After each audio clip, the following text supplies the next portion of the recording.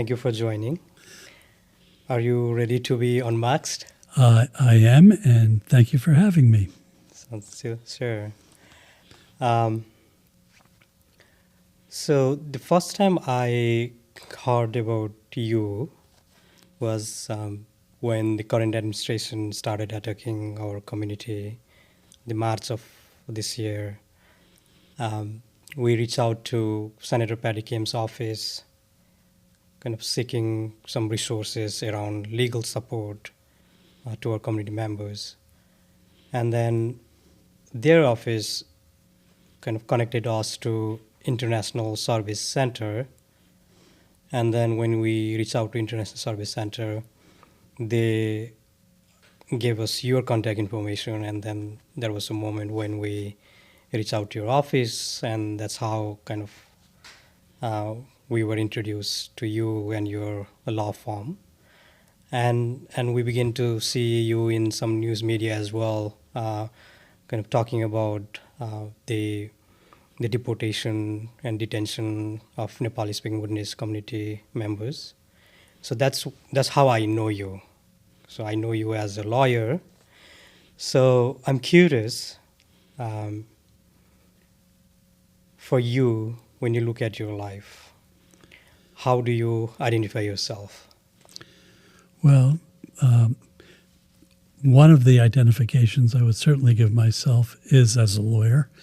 I'm also a father and of 3 children, so I think those are probably the 2 most important aspects of my life. I teach law as well, and I write articles and so forth in the law, which I always enjoy doing. Okay. And what does it mean to be a lawyer for you? For as long as I can remember, that's what I wanted to be.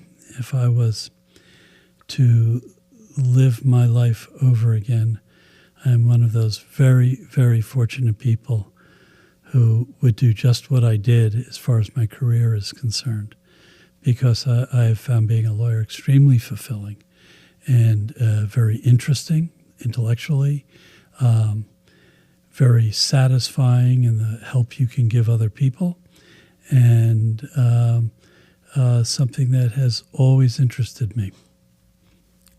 I'm curious, how did you get into law? What inspired you? What motivated you? Well, even as a small child, I read articles about the law and lawyers of Clarence Darrow, and they used to have these little children reader books like in 2nd grade that I would get. And then about 4th grade, I got hold of a 3-volume abridged version of Carl Sandburg's Abraham Lincoln. Mm-hmm. And Abraham Lincoln, in addition to being a truly great president, was a phenomenally great lawyer. And I remember reading about his trials and his cases and his arguments and how he thought, and I was very inspired by it. Mm-hmm. And then as I got a little bit older, well, even at that age, the civil rights movement was in full bloom. Mm-hmm. And so legal issues were talked about amongst the adults in my world, not just my parents, but also like neighbors and teachers. So the issue of civil rights was first and foremost sort of in the public debate. Mm-hmm. And it had played a very important role in the presidential elections of the time. Mm-hmm. And so that certainly was something that grabbed my attention. And then on the news you would see, I remember seeing Bull Connor who was this fella in the South who was both cruel and would do things like sick dogs on demonstrators and have the fire department hit them with hoses and so on. And hearing about the governors of the South resisting the law and the enforcement of the law in Mississippi and in Alabama, among other places.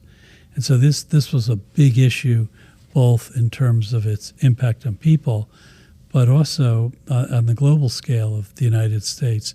This was going to determine what kind of country we were going to be. And so it was very, to me, interesting, and something I think was with me and others of my generation throughout. So we're talking about civil rights movement in 1965, 68? Yeah, 1960s, right. 60s, and how old were you at the time? Well, I would be 5 in 1960. So, Okay. But it was still something I remember. I mean, it was very shocking, vivid, made people question things much more than they seem to today. But it was a question that you had to take aside. You couldn't just be, oh, it doesn't matter, because obviously it mattered. And so I think that's where I really began to ask a lot of questions about the law and how our country was organized and what states' rights were versus, the power of a federal court to enforce federal law over states. I mean, this sounds abstract, and of course I wasn't hearing it that abstractly then, because there were questions of whether, the president could bring troops into Little Rock to have a girl be able to attend, to begin an integration of a school.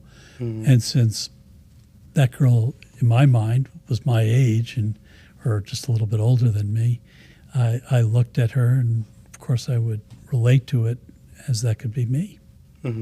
So can you take me into your birth, your parents, and the geographic location, like where you were born, and the impact of that, geography in your life? Yeah, so I was born in Paterson, New Jersey, Okay. which is an industrial town in northern New Jersey. Interestingly, my mother's family were from the South.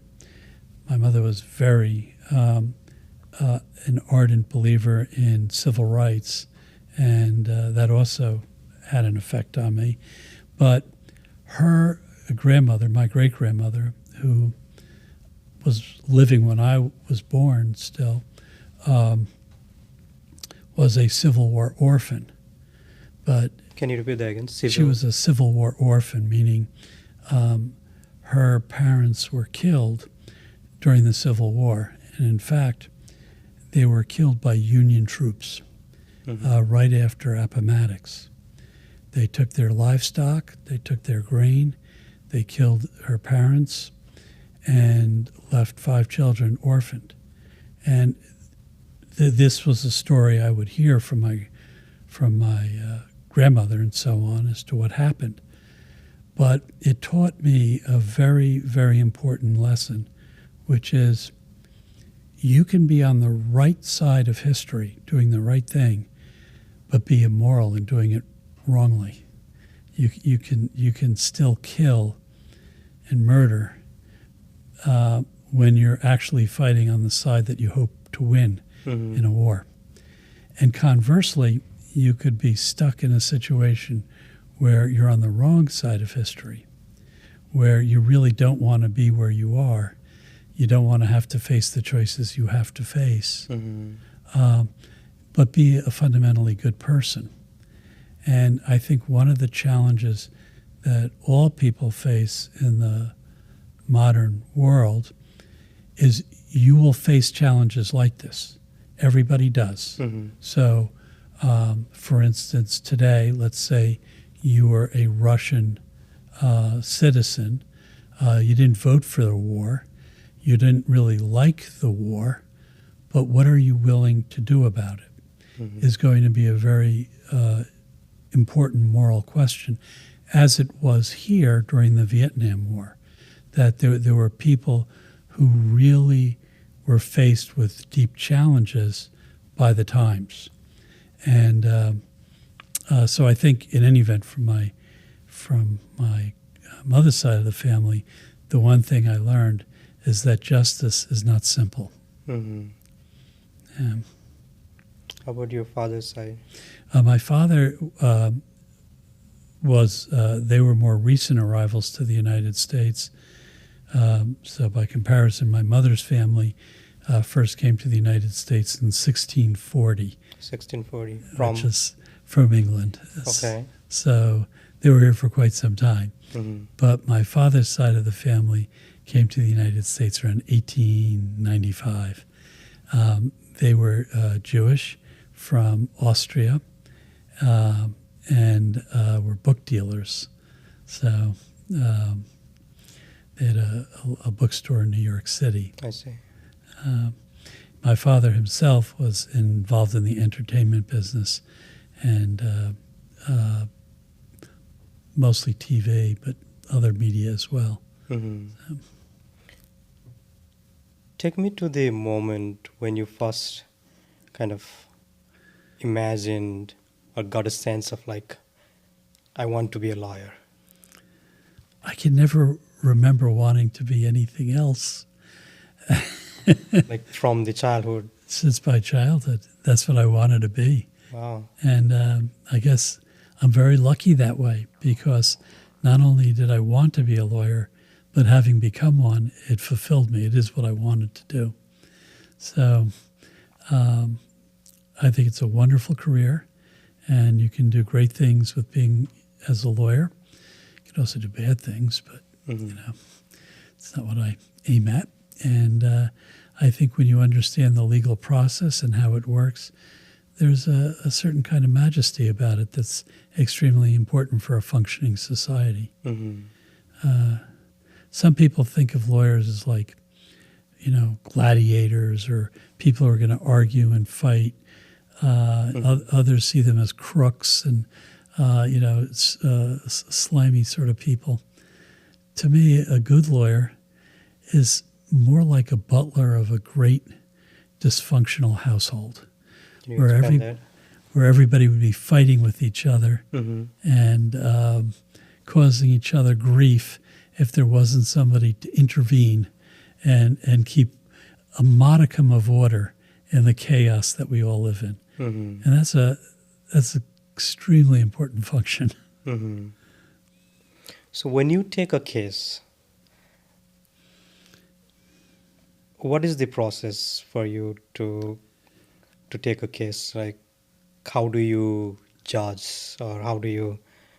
I'm sure there is a layer around criminal convictions, right and wrong, and then you have to make a choice whether you want to take a case or not. So I think, aside from my expertise, because I can't take a case where I don't know what I'm doing. I have to take a case where I've developed the expertise to be able to present a decent representation to a client.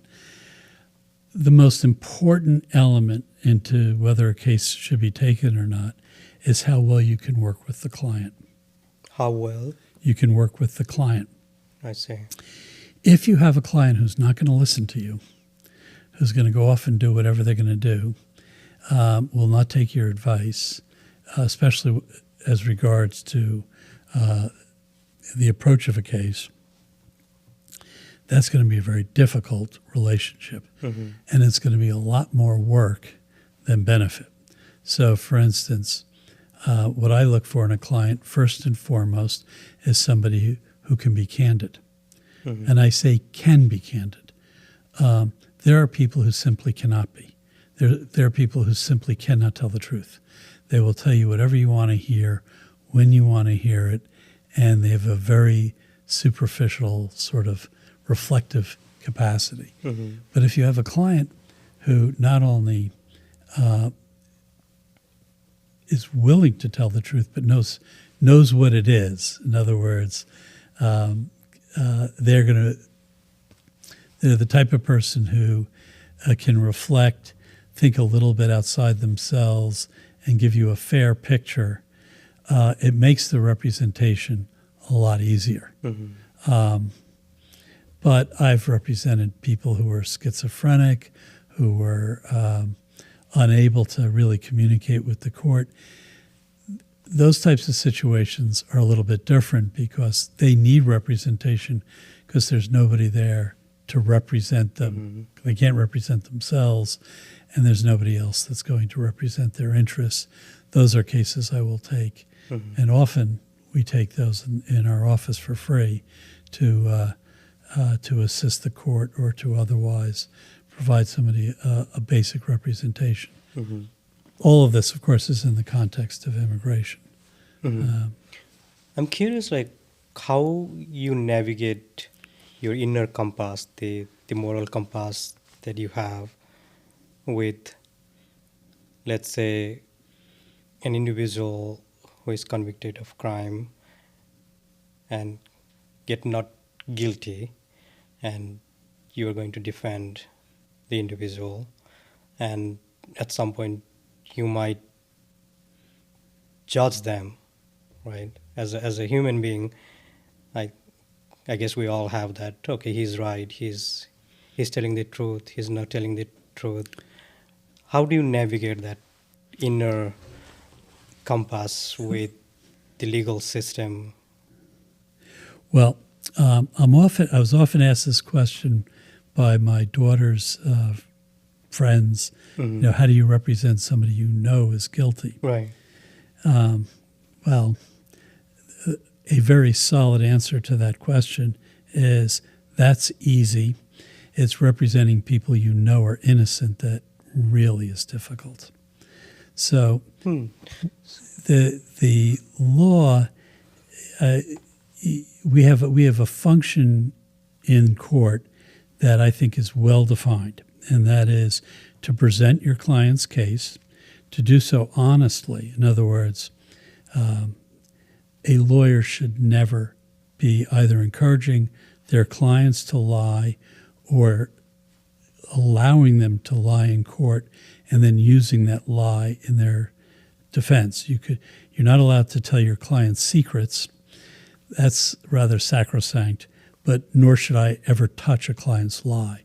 So these types of rules, ethical rules, really guide us in court, and they guide us fairly well. There are times when you have a particular conflict, like I can think of one or two times where I had to call another lawyer to ask what the appropriate thing to do in a given context is. And interestingly enough, both of those cases involve people of diminished capacity. So diminished capacity meaning they were either severely mentally ill or they had very low intelligence. So I wanted to be cautious about how I presented things. You present your client's case, and most people think of guilt or innocence as an absolute, like you're either guilty or you're not guilty of everything. Typically, in a criminal case, you may be guilty of some of the charges that were filed against you, but not others. Or you may be innocent of all of them, or you may be guilty of all of them. But that's very rare. Usually it's a mix because the way the police function works is their job is not to figure out whether you're guilty or innocent. Their job is solely to figure out whether there is evidence that would suggest you would be guilty. They don't determine guilt. So they're going to write down in a police report everything they can think of that you may have done wrong. Well, some of it may be incorrect, often is. Right. And so part of the function of a criminal defense attorney is to sort through that.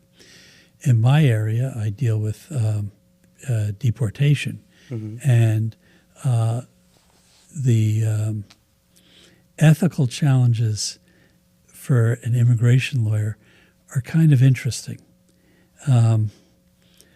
As I tell my students, it is as wrong to break the rules of professional responsibility for a good reason as it is for a bad reason. And when you're representing immigrants who you really like and you really want to help, and you see that they're really deserving, and you see that they're really good people, but there's some technical flaw that you've discovered or there's a problem with their case, you may not ignore it and you may not lie about it. You're going to have to face it and deal with it.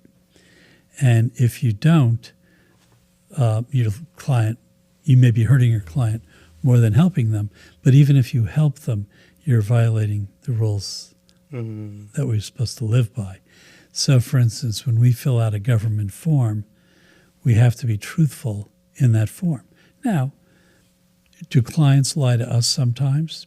I'm sure they do. Do I always pick it up? No, I don't.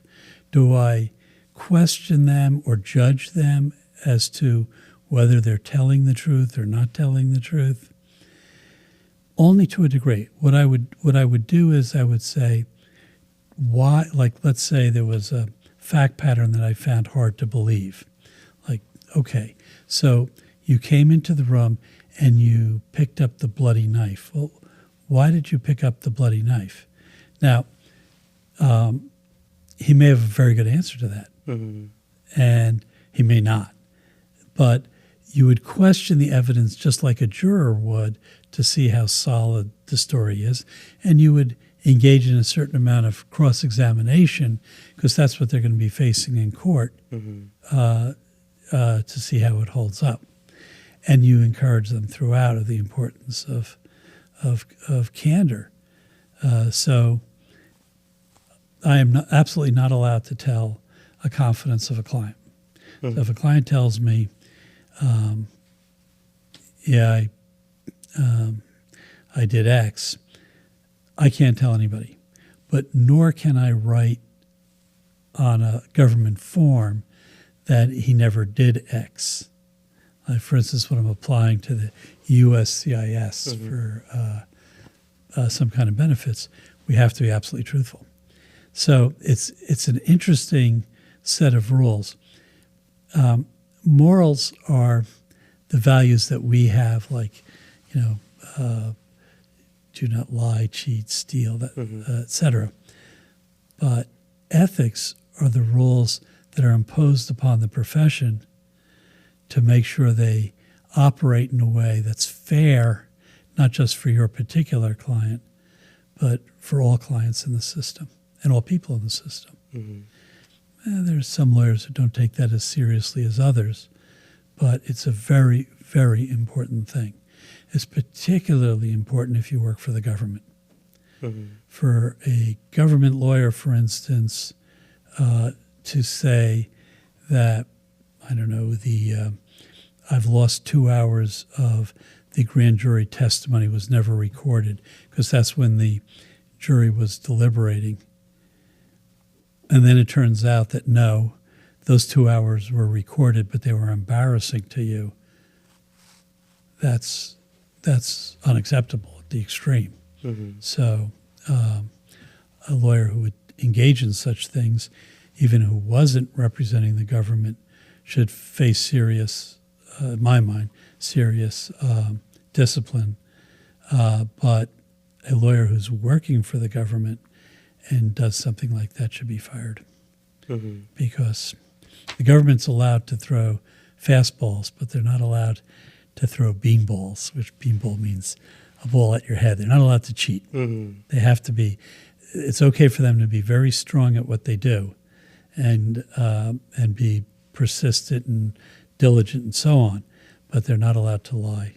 And neither is anybody else in the court system.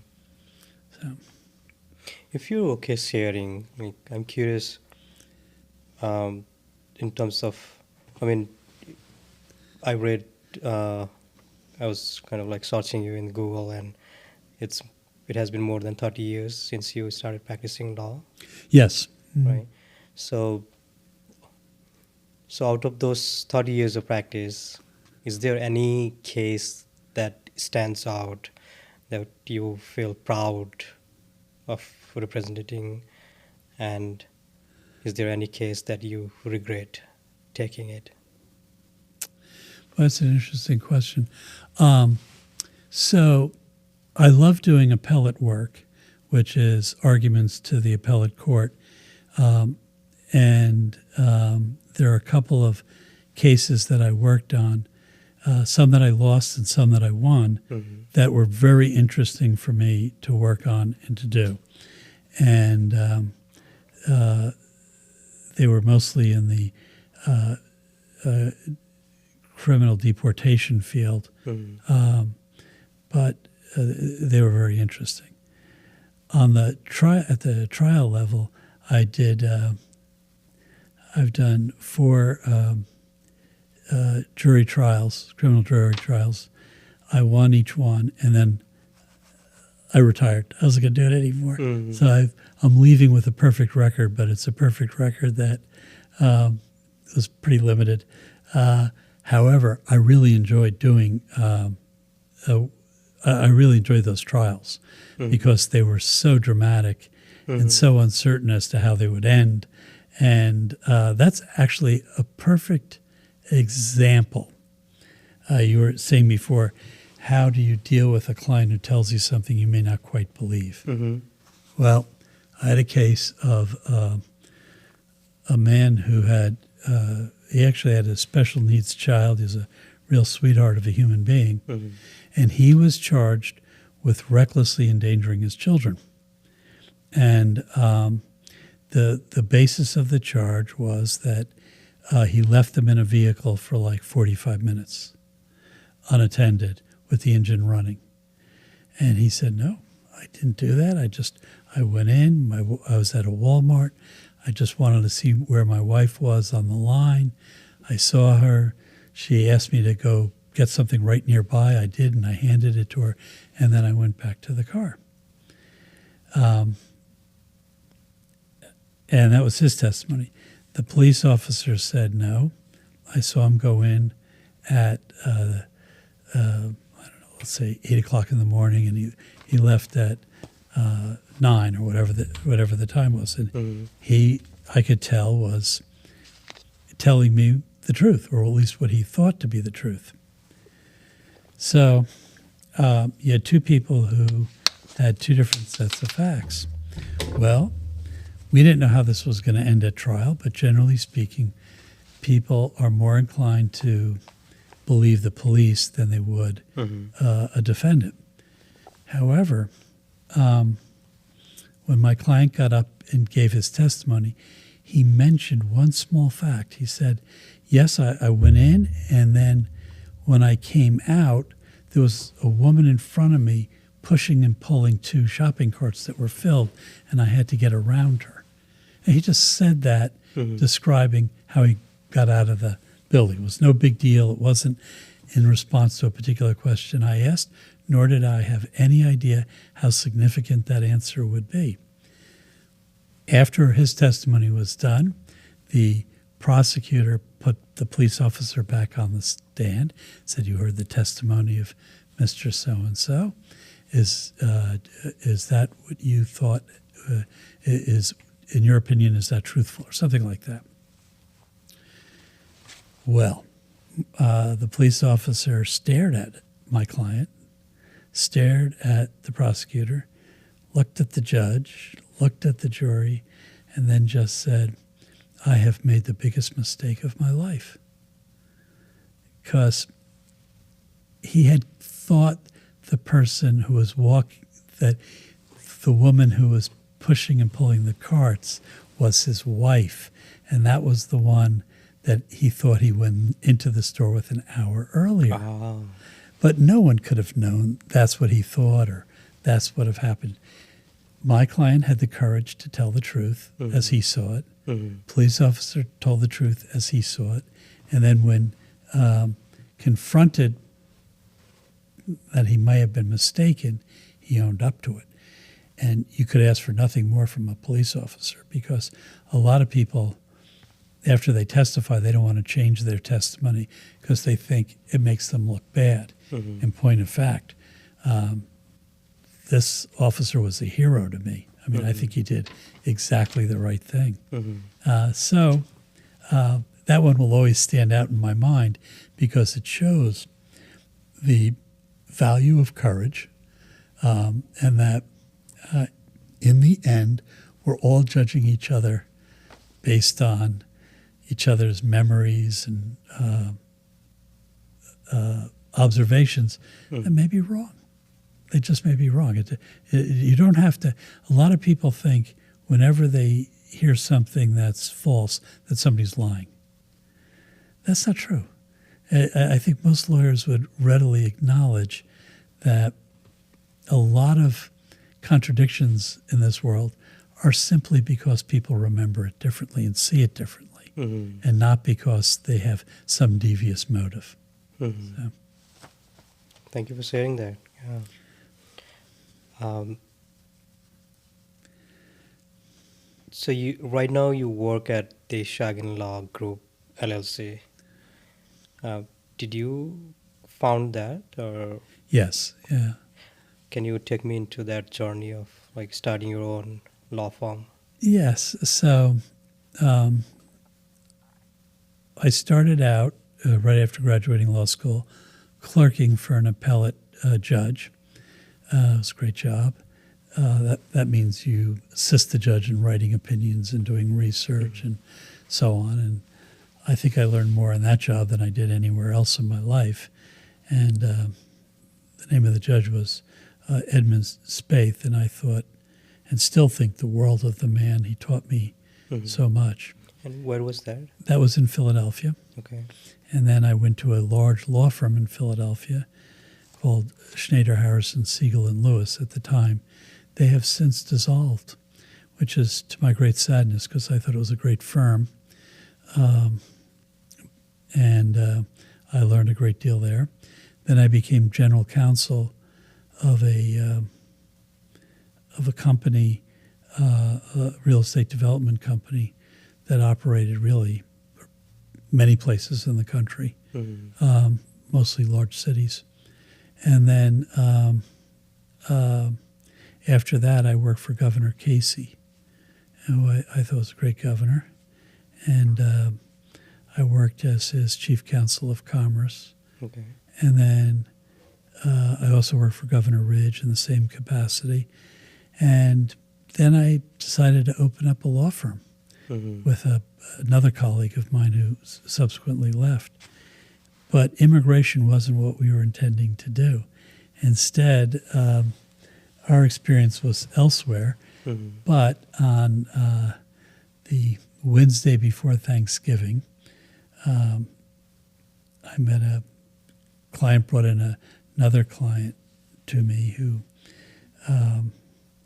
said he couldn't go back to his country, which was Bulgaria, because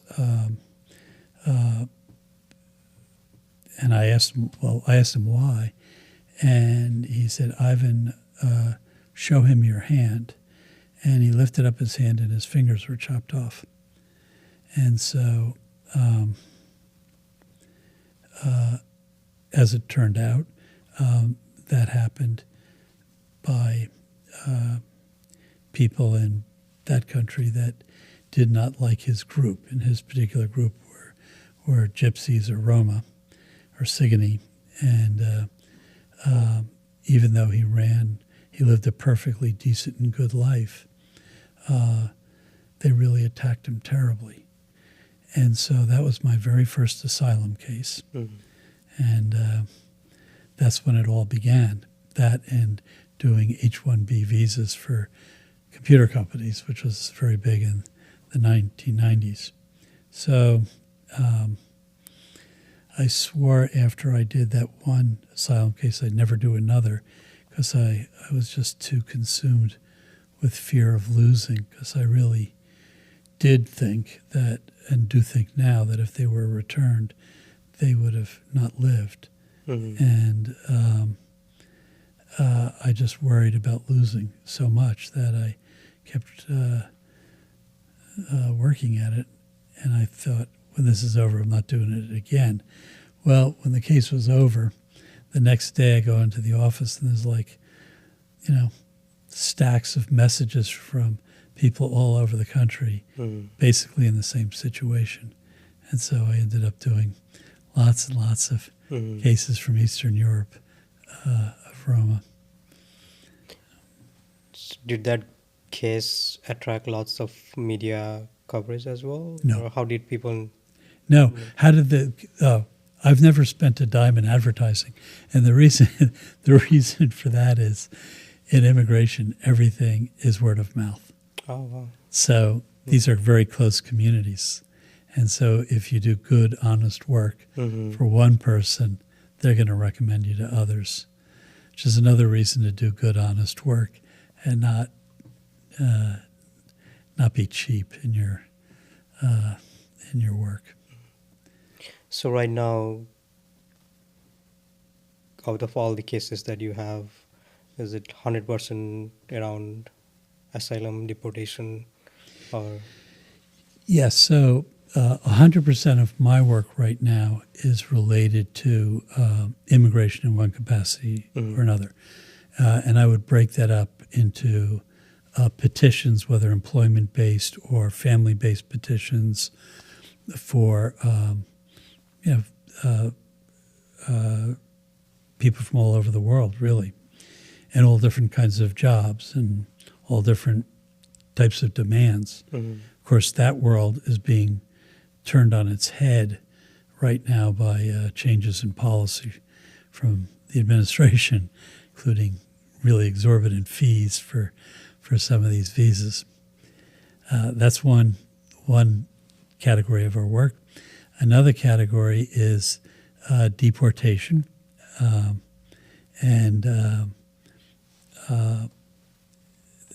or grounds of inadmissibility, removal cases, basically, where we fight to keep people in the country, which is most of my court work.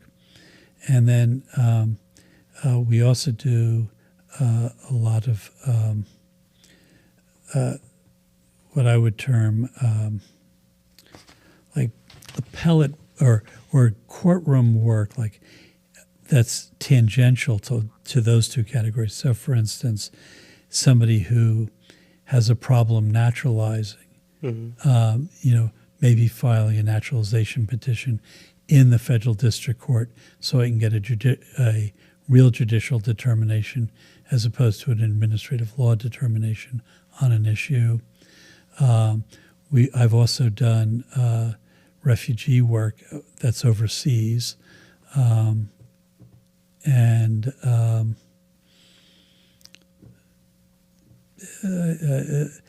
I think that's the bulk of it. How does the license system work? Like when you have like a license, are you allowed to work throughout the nation, or do you need to get state-specific license? So to open up an office in another state and advertise as a lawyer, I would need to be licensed in that state, in most states that do that. To practice immigration law before an immigration court or before the BIA, you just need to be approved by the BIA or the EOIR. BIA is Board of Immigration Appeals. That's correct, and it's part of the Department of Justice. Okay. So it's under the Attorney General.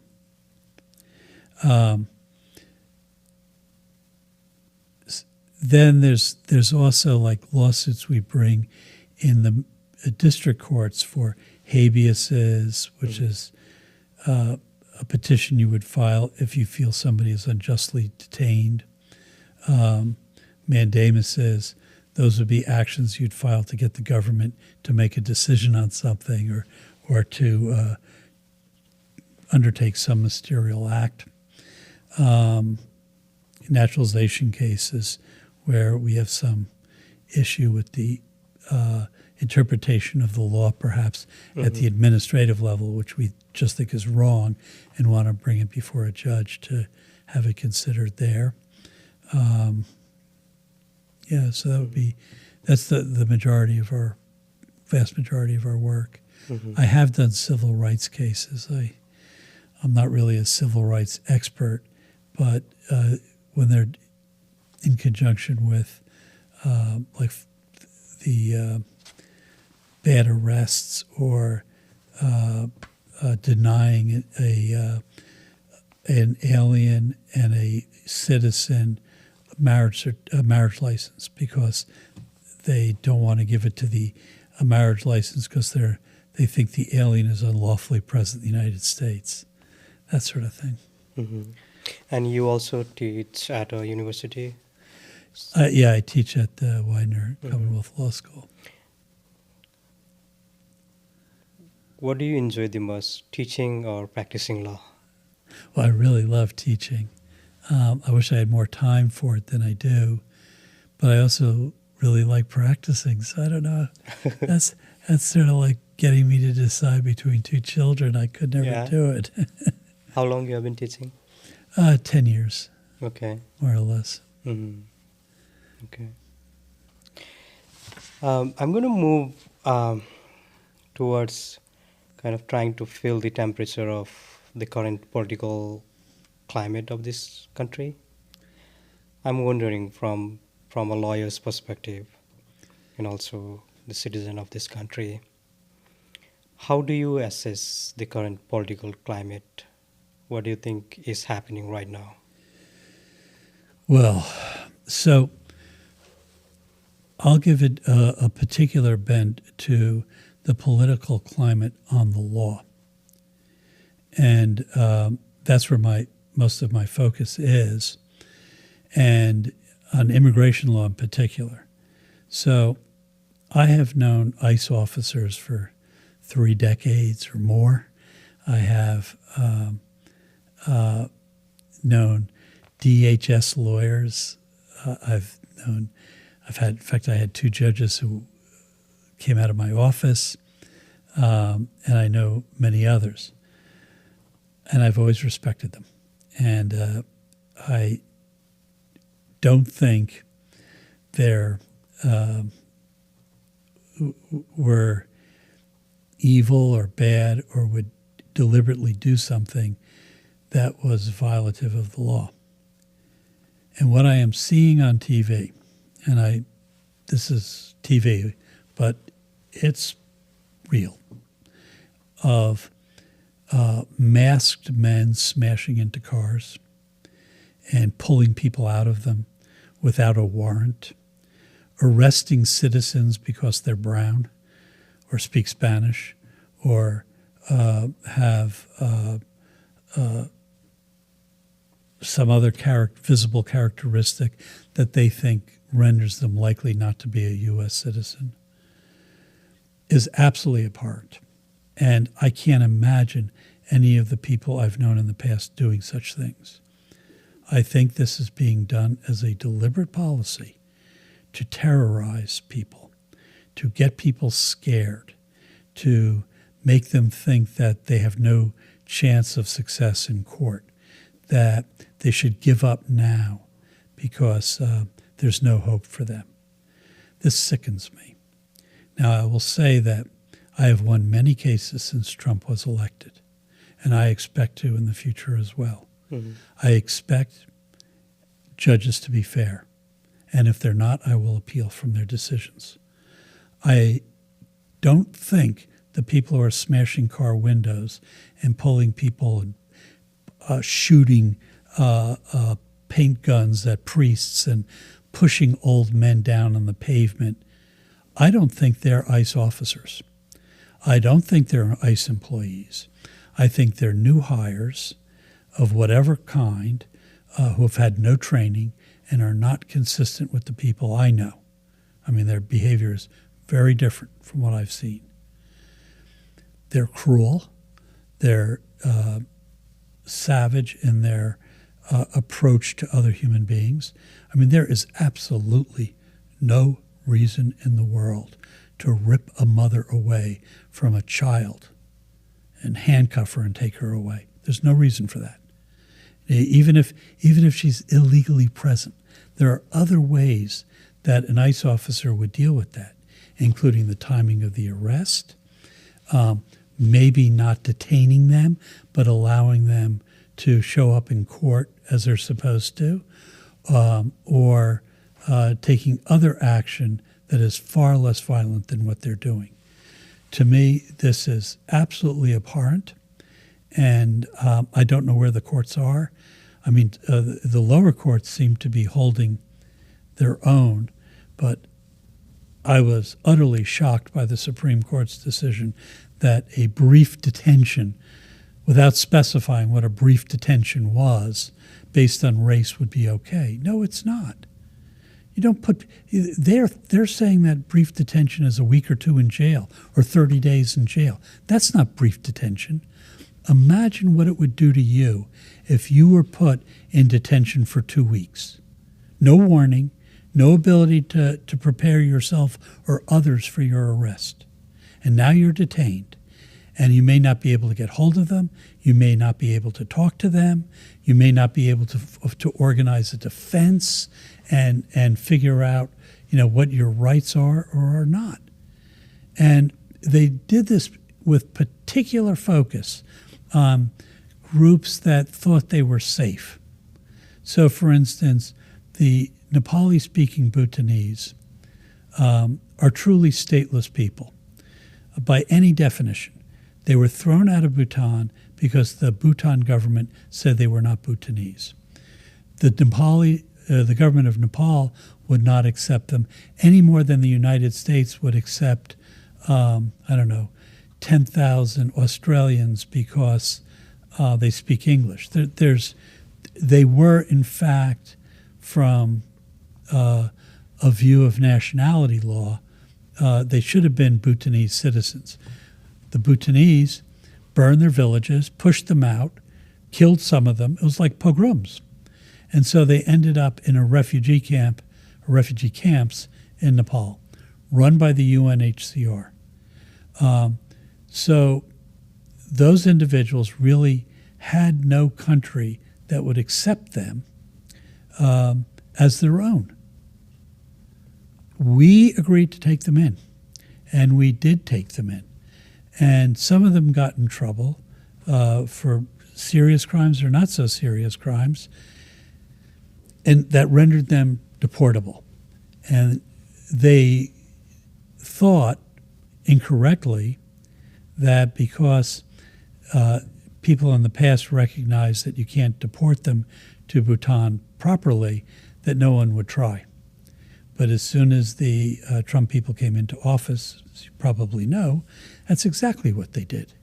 And they did it as fast as they could. So I would hear of a case on a Friday night, and within a week, my client would be in Pike County Jail on his way to the airport to be removed. To where? Supposedly Bhutan. When they go to Bhutan, what happened? Well, the Bhutan government wouldn't let them in. So what did they do with them? They drove them to the border with India, and they basically paid for people to smuggle them over to India. What kind of nonsense is this? This is just terrible. It has resulted in some individuals committing suicide. Some individuals have not been heard from since. And it is also exactly what the Convention Concerning Refugees wanted protected countries not to do. So President Trump, when he was running for office, famously said, they're not sending their best, they're sending their criminals, their whatever. Okay, first of all, they're not sending anybody. Most of the people who come to the United States, whether legally or illegally, come on their own volition. They don't get sent here by Mexico. They may be Mexican coming here. That's different. And yet, that's exactly what the United States government did. They sent people that they didn't want, whether wisely or not, to another country having no right to be there. So you now have former refugees in the United States in a country where they have absolutely no papers to work, to live, to do anything. And this is so fundamentally wrong, it makes me angry. And yet, there's very little we could do about it in the time we had. It's taken a while to start, organizing the arguments because, nobody was ever this cruel before. Nobody was ever this thoughtless to what the purpose of a law was, not just the letter. And the Trump people in the Border Patrol and in ICE have made a fetish of attacking people and making it humiliating, going into an apartment building by helicopter to take butt-naked children out on the street with ties on their wrist. These are kids, and they will grow up to be men and women, and they are not going to forget this, and nor should they, and nor should we, because this is fundamentally wrong, and if there's nobody left in this country to stand up to it, we're gone, we're lost, we're over, because this is against every American value there is that I can think of. We don't treat children like that. We don't treat even suspects like that. We don't throw concussion grenades at our own citizens. We don't wear masks when we arrest people. We don't refuse to answer questions like, what is your name? Or what is your badge number? Or which police department are you working for? And yet they're doing that right now. And they're doing it as if it's okay. It's not okay. And those people should pay a price for what they've done, including the particular individuals who make these arrests, who break into these cars, and I don't even care if they were following orders. Following orders does not give you the right to do something that is illegal. And there should be a reckoning for this day. I don't know when it's going to come, but I hope it comes soon.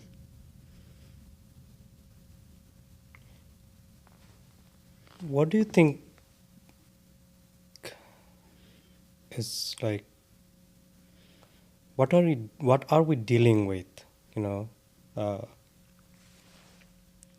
You see all this kind of unfair, unlawful arrest and all the activities that you described.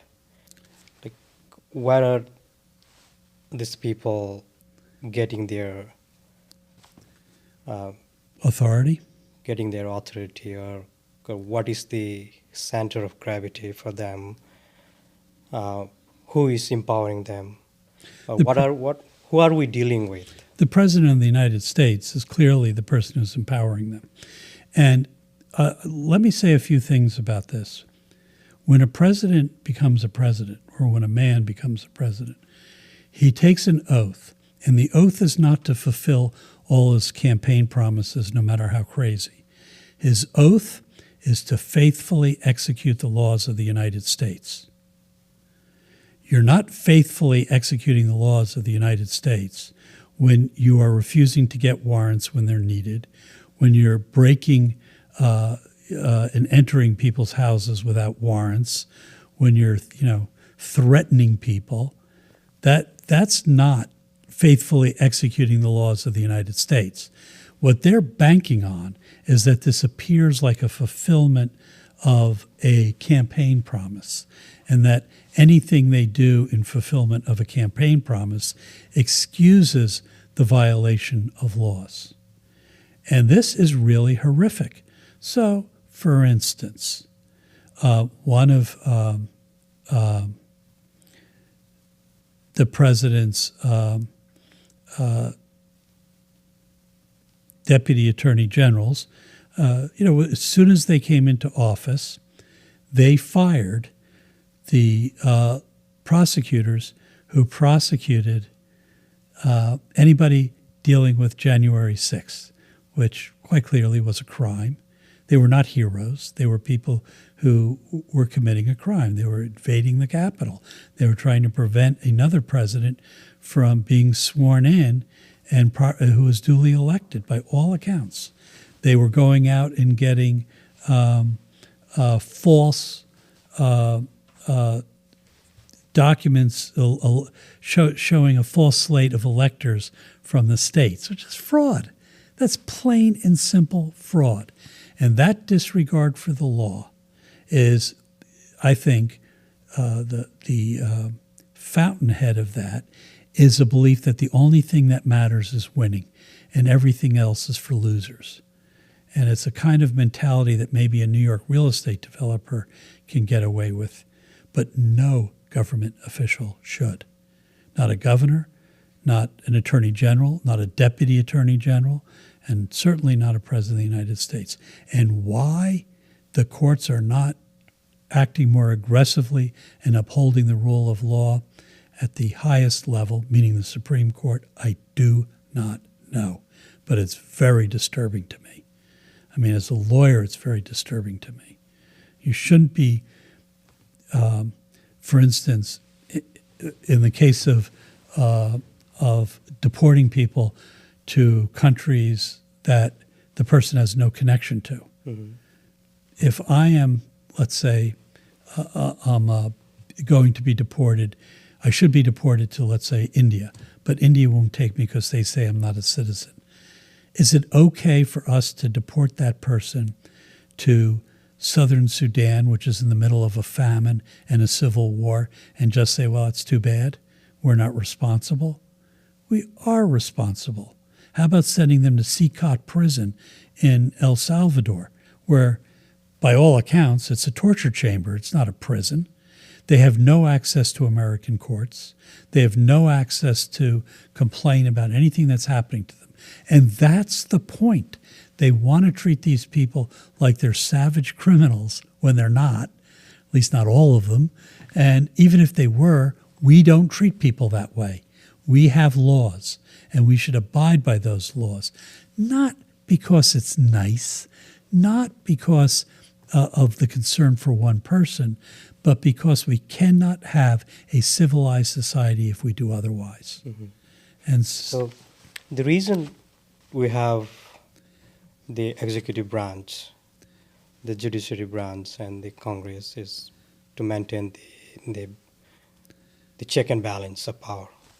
Do you think this current administration is confused about check and balance and kind of see itself as the in charge of everything? How do you describe the current administration? Yeah, it's a really good question. And no, I don't think it's working properly. Why?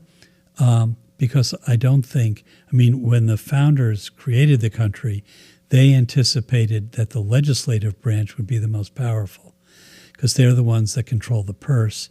And like Parliament in England, they proved to be a powerful body. Mm-hmm.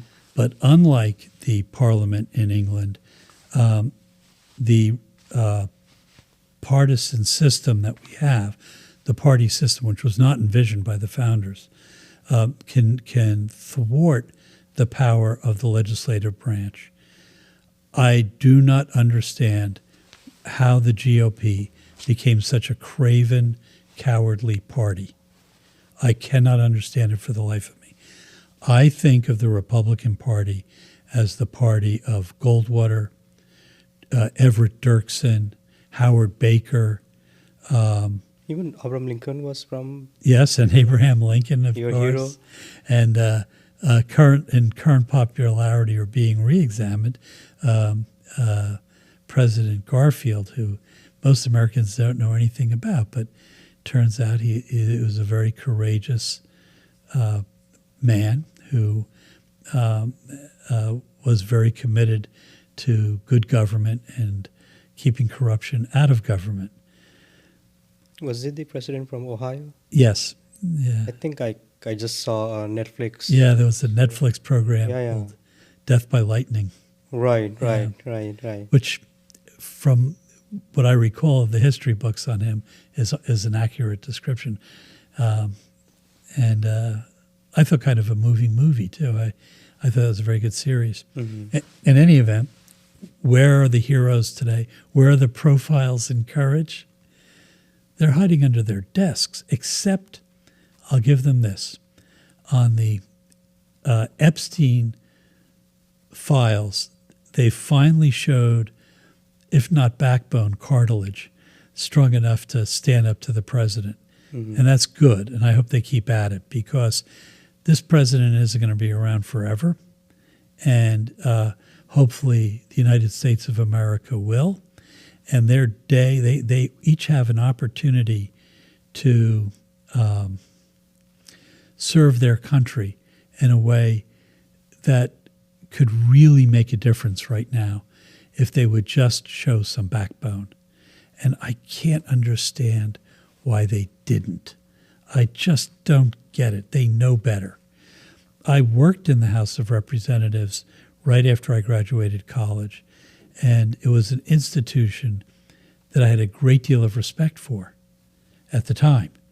And it was a very different institution than what we have today. For one thing, back then, the committee chairmen were the all-powerful. They were the ones who really knew a subject matter and controlled the committees that would write the laws. And you couldn't push around. Like, I'm trying to think of any president, even Lyndon Johnson, could not push around Wilbur Mills, who was a very brilliant man and chairman of the Ways and Means Committee. He wrote the tax laws. Mm-hmm. And if you wanted to change a tax law, you had to go through him. But today, when they have this big, beautiful bill or whatever the hell they call it, nobody even reads it, let alone know it, let alone question it. So what are they doing there? They're just making sound bites and being ideological and arguing about issues that really do not affect us. I mean, honesty in our Department of Justice, that affects us all. Standards in our Department of Justice, that affects us all. The judges we select to be judges, how competent they are, how ethical they are, that affects us. Whether you have transgender people in, I don't know, some sporting event, does that affect what? 0.1% of the population? If you put tariffs on our goods so that we have to pay more for them, that affects us all. Mm-hmm. That's what matters. And they manage to have emotional issues that, rather than being important to us, are distractive to us. And that's very bad, because the population itself is responsible for Trump. They elected him, and they should have known what they were voting for, because as far as I can see, they voted for what they got. And when he said he was going to put tariffs, and he did. He said he was going to have mass deportations, and he is. Mm-hmm. I'm curious. So for me, I came to this country in 2012, and 2019 is when I became the citizen of this country. For you, being born in this country and having your ancestors here for a long time, are we reliving history? Or if not, what is unique about the current situation? Well, that's a good question. Reliving history doesn't just mean that there were other bad times. Reliving history means there were bad times just like this. And we made the same mistakes in the past that we're making now. Can you give some examples? Yeah, so I think the idea of America withdrawing from the world completely and not taking an active interest in aggression overseas is reflective of an America after World War I, where Americans were rightfully tired of Europe's wars. Mm-hmm. It was a big war. A lot of people died. A lot of destruction happened. And it happened for petty reasons, and reasons that Americans would not instantly relate to. So, for instance, we had a little bit of a colonial empire, I guess, but nothing like France and England or Great Britain and other countries had. And their fighting over that was not something that was particularly appealing to us. So after the war, there was a great reluctance to pay attention to what was going on outside the United States because we didn't want to think about it, we didn't want to care about it, we want to live our own lives. But unfortunately, you can't do that. You have to pay attention to your neighborhood. And World War II, I think, was a result of that kind of withdrawal So, too early from the world. And I see a little bit of that today. Now, we've made a lot of mistakes, as do many countries, with foreign policy. But we've also done a lot of good things. And to just withdraw from the world is not healthy. First of all, we have to pay attention to what's going on outside. And secondly, we need the expertise and the people who've really been in these countries, understand these countries, to advise us on policy. So you can read all the books in the world, but until you've been, I don't know, to a refugee camp in Nepal, you really don't know what it's like. And so having that kind of expertise, I think, is going to hurt us in the not too distant future. Tariffs is another one. What caused the Great Depression? Well, Smoot Hartley, we had a bigger thy neighbor policy where we would raise tariffs to keep manufacturing and industry in the United States versus, and then other countries responded, which is exactly sort of the play that's happening now. And to me, that's very bad economic policy. So that's like making the same mistake twice. We had during the 1950s the McCarthy hearings where false accusations were dramatically made against other people, witch hunts and so on for communists in the military or whatever, with some truth but mostly not, and done by people who are highly irresponsible in their rhetoric and also in their judgment. Are we facing something like that now? Not quite, but it's the same. When I look at the attack on aliens in the United States, it shows a kind of lack of judgment that I think is going to lead to no good place. I cannot think of one country in the history of the world that was better off for isolating itself from the rest of the world. China did it always to its destruction. They talk about a century of humiliation as if their humiliation was the fault of, the Western countries.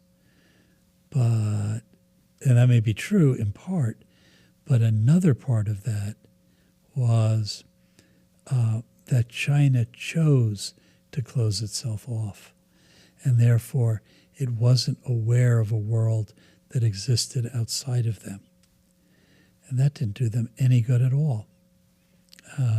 And yet, when they opened up to the world, like in the Tang Dynasty, they were, one of the leading centers of learning in the world and culture. We should not make the same mistake.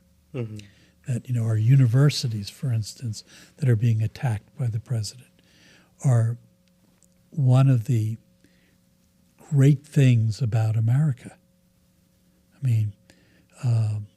Harvard University, Yale, Columbia, Pitt, Penn, all these, Haverford College, thousands of colleges in America have made major contributions to science, business, engineering, intellectual development, and to trash that over, some fetish about DEI or something, to me seems highly immature and poorly balanced.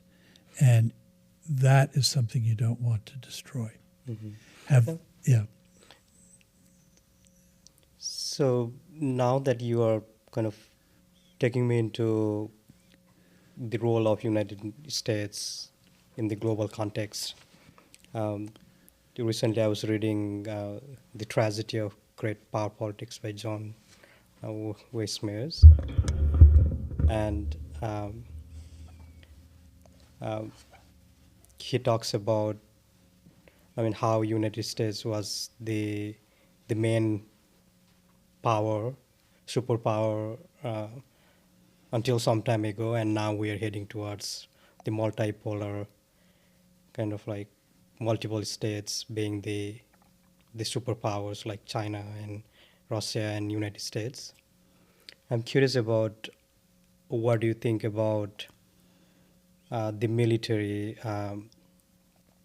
policies of this country, um, like the fact that there are hundreds of, you know, military base camps in different parts of this world.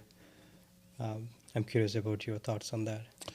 Well, I'm not a military expert, but the geographic scope of the United States, both in terms of ports, bases, and other things, is far larger than most Americans realize. So let's take the Pacific Ocean, for instance. Not in landmass, but an area of sea that American territories or associated states exist in is greater than the continental United States. And it gives us tremendous resources in a crisis. So I doubt many Americans could find American Samoa on a map, but it's there in the southern hemisphere.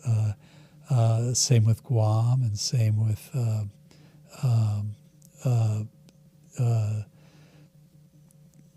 the other islands of that the United States has as federated associated states. So, for instance, the Commonwealth of Northern Mariana Islands is a territory of the United States. The Micronesian Islands are an associated state, meaning that we have agreements with them that make us very close, even though they are independent countries. And same with Palau and the Marshall Islands. So there's a big scope of resources there that we have to bear if we know how to think fairly and justly and strategically about those resources. There's a sense in the world sometimes when people think acquisition, like or conquering, or having a military force that can invade and do something, is the full measure of a country. It is not. And until this president was elected and started insulting our northern neighbor, I would often put this question to people. Let's say the United States could take over our neighbor, not that we hopefully never will, but could take over our neighbor in a day. Would that be in our interest to do it? No. Why isn't it better to have a neighboring country that you have very good trade relations with, very good border with, and we have the largest border, unprotected border in the world? Isn't that more valuable than having a country that you have half of, but the other half hates your guts and is waiting for an opportunity to attack you? So I look at, for instance, not the military aspect of it, but the sort of, is there a better association way to a lot of the sort of geographic problems? So, for instance, let's say Russia never invaded Ukraine, and Ukraine developed, and they had Western influence or whatever, and so they weren't exactly like Russia, and they didn't do whatever Moscow wanted. Okay, so you would lose that power. What power would Russia gain from having such a country as a neighbor that they got along with rather than they invaded? Well, that would give them a greater scope of opportunity to trade with countries through them. It would create a better intellectual stimulation because you would have different ideas coming into your country that may actually help. You would not be responsible for managing them. They'd have to manage themselves, and therefore you could free up some resources to manage your own territory. And you might economically benefit by that exchange. What else is there? You have culture. Well, you speak a similar language, not the same, but so the cultural growth would be fabulous. And yet dictators love to conquer. They love to say it's mine. You know, I own it. We own it. It's part of my empire or whatever. It's same with Taiwan and China. They have an enormous opportunity between them. Taiwan's largest trading partner used to be China. And there would be not only opportunity for economic growth, but for sharing of science. They could, at a later date in life, be very strong allies where, you know, they do have a common culture. And if they would just get over their competition and sort of desire to control, they might be better off. And the really fabulous classical book of China is The Romance of the Three Kingdoms. And it begins with a wonderful phrase that such a divided unites, long united divides. And I would ask why that is. And I think the answer is, if you unite by force, you will divide by force. If you unite by agreement and consensus, you will not divide. You will be there.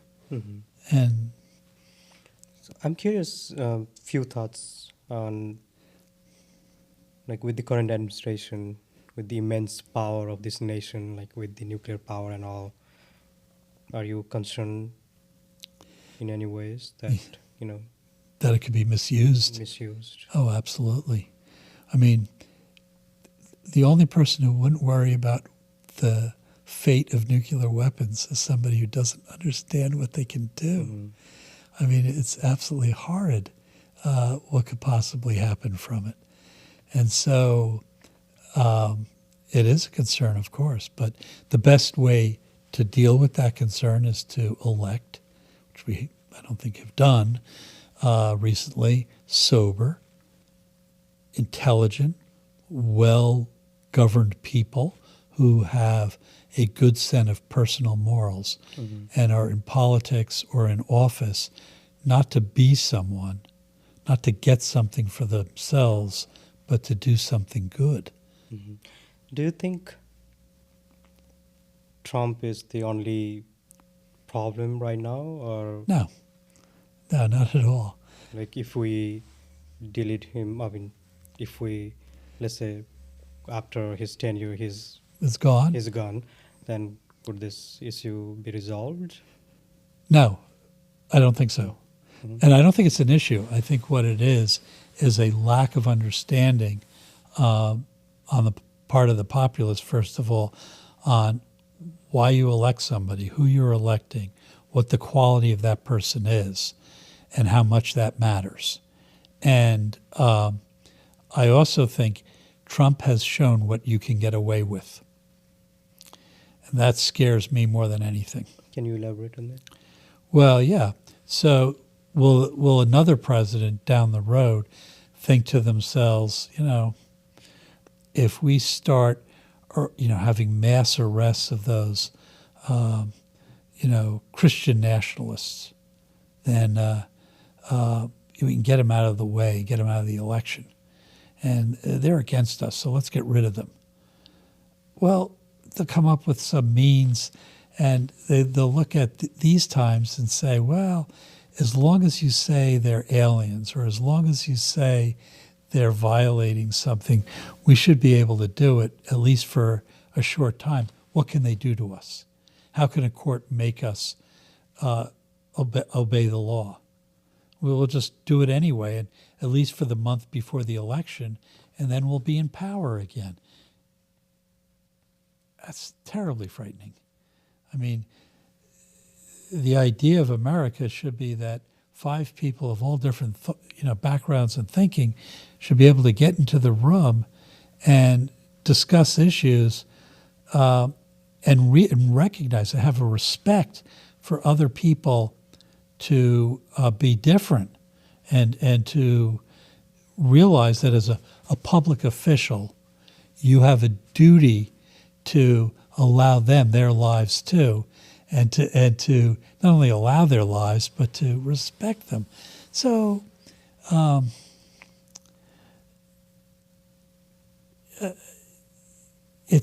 politics is not about winning your issue.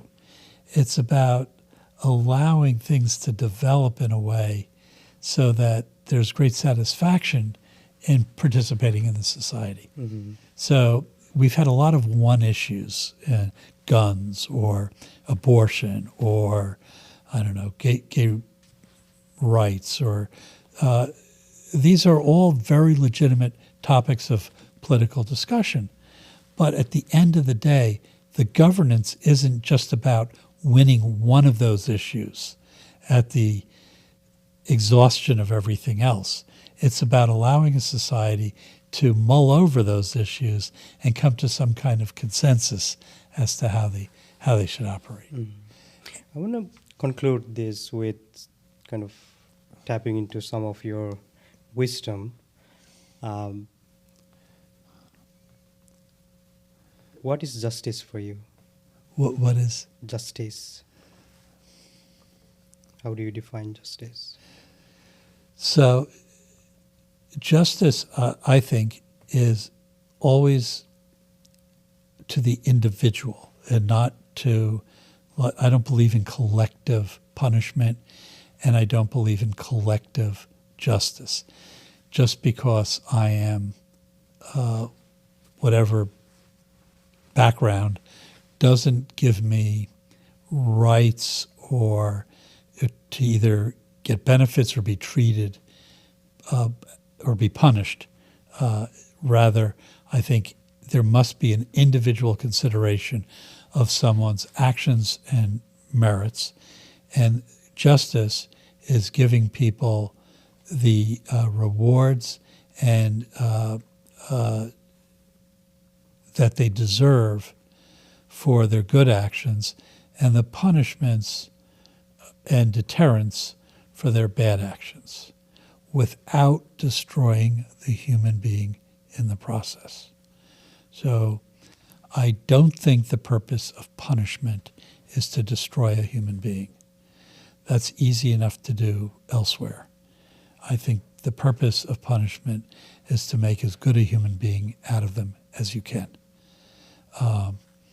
And I don't think our solution to disagreement is to punish one side more than the other. It's to take into consideration the full measure of the country and the full measure of our society, and to try to be balanced in how they progress. And just to draw an example from today, a full measure of our society includes people who don't look like any of us. They all look different. You know, there isn't one look, there isn't one religion. And you have to permit that. You can't try to exclude somebody because you're uncomfortable with them. So we are not a Christian country. We are a country where you're allowed to be a Christian. We are not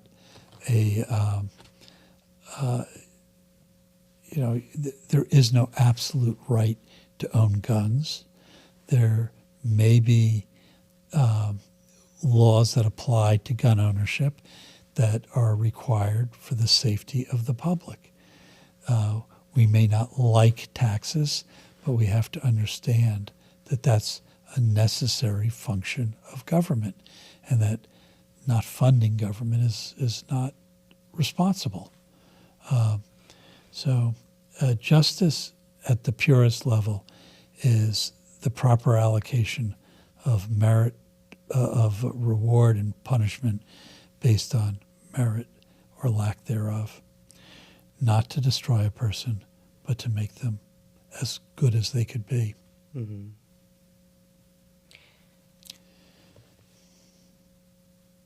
So, for the future lawyers, what is your advice? Oh, well, first of all, you're going into a great profession, and you should love what you're doing, even on the hard days, that you should feel satisfaction in what you're doing. If you don't, you have to ask yourself why. Is it because I'm being bent and not allowed the judgment I need to feel like I'm doing something worthwhile? You can always leave. You can always go into another practice, which is one thing that's really beautiful about the law, is you can do many different things with it. The other thing I would advise is to always be courteous to your opponents, because you will find as you get older that they're just like you, except on the other side, Mm-hmm. and that you have a lot in common, and that by getting along with each other, you'll do a service to your clients as well, because you will make negotiations and settlement fairer and better, I think.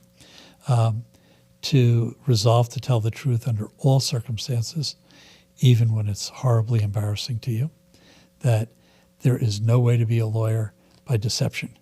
The only proper way to be a lawyer is to just resolve to tell the truth and don't think about the consequences as you do, because whatever the consequences are, you have to have the truth first. Don't go for the money. Go for what really satisfies you, because there'll be enough money to live on. Being satisfied with your life is much better than having more toys or having more money. Governor Casey, when I used to tell us when we worked for him, that when you are done with government, you're not going to ask yourself how powerful were you. You're not going to be impressed by your titles. You're not going to care about other people's power then. The only thing you're going to ask yourself is, what did you do when you had the power? And if you can look back and say, I did something really good, I feel really good about that, that's what it's all about. What gives you meaning at this point of your life? Well, I still like working. And aside from family, which is always a big item, I get a great deal of satisfaction out of being a lawyer. I mean, there are few joys that I've experienced as a good victory, and there are few things as satisfying for me as seeing the children of my clients that were, practically teenagers when I first represented them, going on and doing great things with their lives.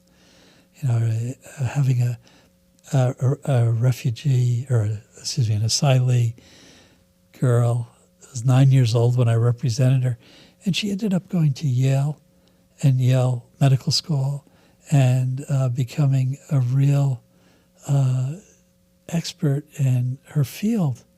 And that gives me a great deal of joy and hope for the future. Mm-hmm.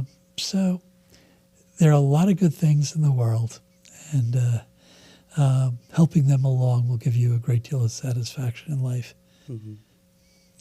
So in this podcast, I try to explore the story of an individual, and I ask, what is your story?